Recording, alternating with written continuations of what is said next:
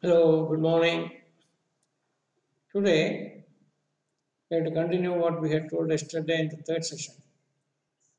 That is the wetland and the dry land. Wetland, when the type of the soil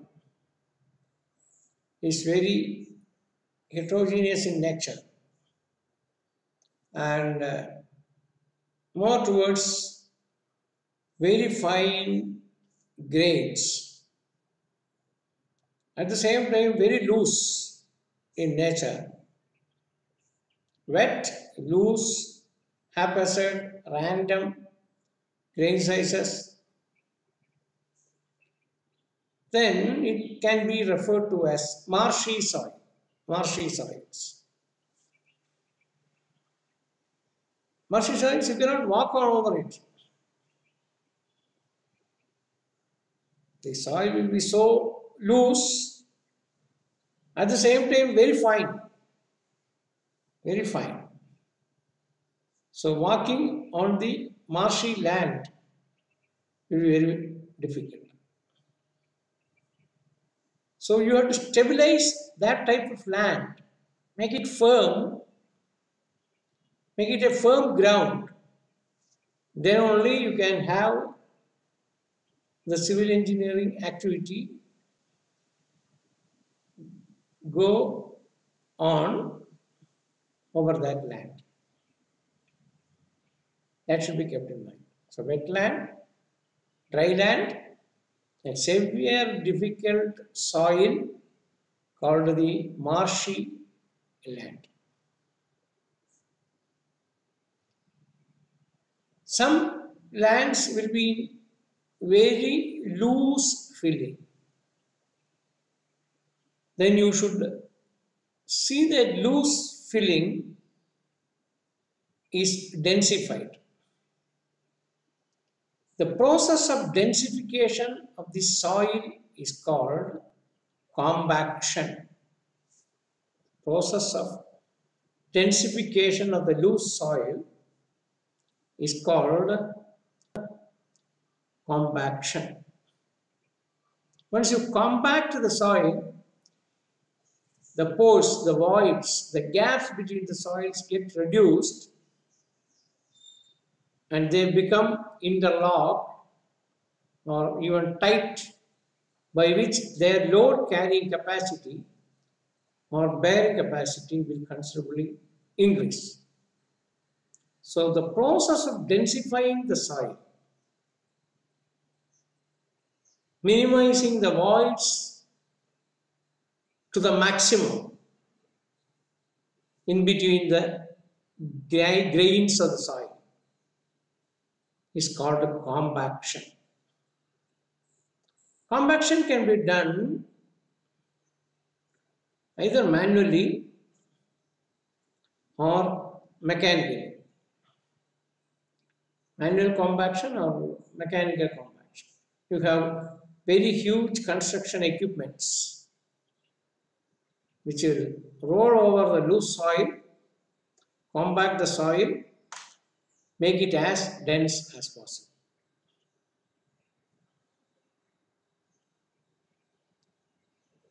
When the soil is marshy or wet, we cannot directly start the process of compact. In a dry land, it will be easy, where the water table is low. Water table is the surface elevation of the water.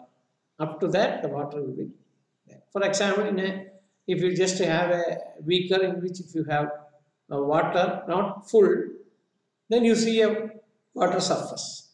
Similarly, in ground also, you have a water surface that will be below the natural ground. Whenever this water surface is nearer to the natural ground, then it is a wetland. Whenever this water surface is far from the natural ground, then it is called dry land. When this water surface is near the ground or even almost or above the ground, touching the ground, then it is called waterlogged. Waterlogged. very difficult to deal with waterlogged lands. In marshy soil, you have to wait for compaction. Before that, you have to stabilize the soil using chemicals. You have to dewater. Dewatering may be required. You should squeeze out water, make it dry. Only after making it dry, you can compact with the required water amount. Drying doesn't mean that you make it 0% water content. The required amount by which the compaction will be very effective. You need water, then only the compaction is possible. Because water acts as the lubricant. Water acts as a lubricant by which it becomes a gum. Then that gum is compacted. Then once you get it dry, it becomes as dense as possible. So the human intervention in densifying the soil is called compaction. But nature itself gives a facility for the soil to get densified by itself. Soil during the course of time will get densified by itself. That process of natural densification of the soil is called consolidation.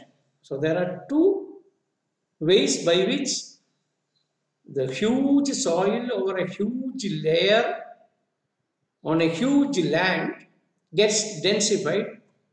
One on its own, another is by externally applying forces. The first is called consolidation and the second is called compaction. So you can see different types of lands now. Now you should work on lands. We are yet to come to the buildings. Let the buildings be there. We will see what are the civil engineering activities going on lands. Then we will start the civil engineering activities going on buildings. So in a land, the first thing to start with, it is nothing but preparation of the land. Preparing the land for the civil engineering activity. So you should get a suitable land. Then you are fortunate enough, you can straight away start the work. But if the land is not that much easy to facilitate the civil engineering work, you have to prepare the land. The process of making the land comfortable for the civil engineering activity is called preparation of the land.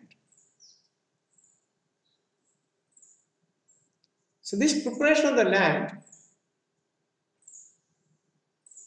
is highly involved because for civil engineering practices, the space required usually are very high, very macro spaces, kilometers of stretch,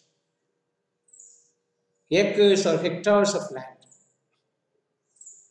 voluminous work, very heavy work, very time consuming work, highly involved, lot of energy is required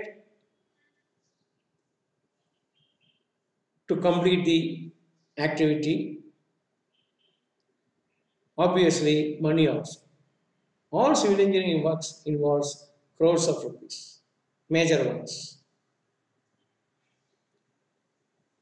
One type of land preparation and civil engineering work, which all of us are very familiar and common, are the construction of roads. The moment you, to a subconscious mind, we think about land for roads. Roads connect people. Roads connect countries. Roads facilitates transportation. The whole logistics, the whole transportation system is governed by the network of roads. The network of roads. Along the length and breadth of any place or country, whenever you see number of roads and number of network of roads, that is an indication of the development of that place.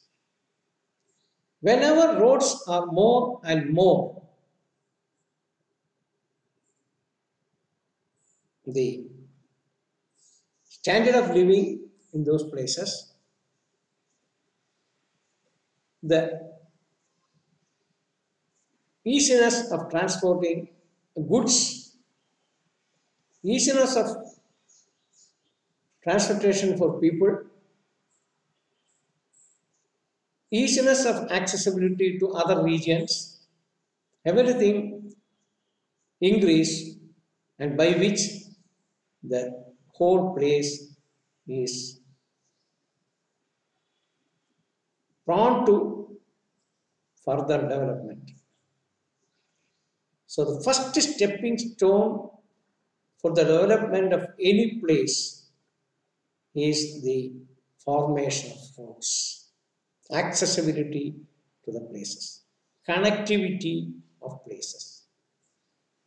So connectivity and accessibility, whenever you increase or enhance, obviously the progress or development of those places will be very, very easy, will be fast, will be very, very easy, will be fast, and the growth, the economic growth, the social growth, economic growth, the social growth, and the purchasing capacity of people, everything will increase. Occupations, job opportunities, infrastructure development, everything depends on the formation of roads and linkage of roads and road network in general. So roads play a very important role in the development of any country. And more money and time is spent by any governance in evolving roads again and again. Nobody will be happy with one set of roads or say two sets of roads. They start connecting the roads in different way, in different layouts, different fashions, with different speeds for the vehicles, and so on and so forth. Roads are classified according to their geometry, according to their alignment, according to their connectivity with the places, according to the way by which they are constructed. One general classification of roads are the national highway, starting from the national highway, state highway, major district roads, other district roads, village roads, then as you have street roads. I repeat, national highway, state highway, major district roads, other district roads, village roads, then street roads. All these, whenever connected together, is called the network of roads. So obviously, the biggest and the longest and the largest is the national highway, and the shortest and the smallest and the local is called the street roads. Yes, it is 15 minutes nearing. So today we will wind up. Thank you very much. God bless.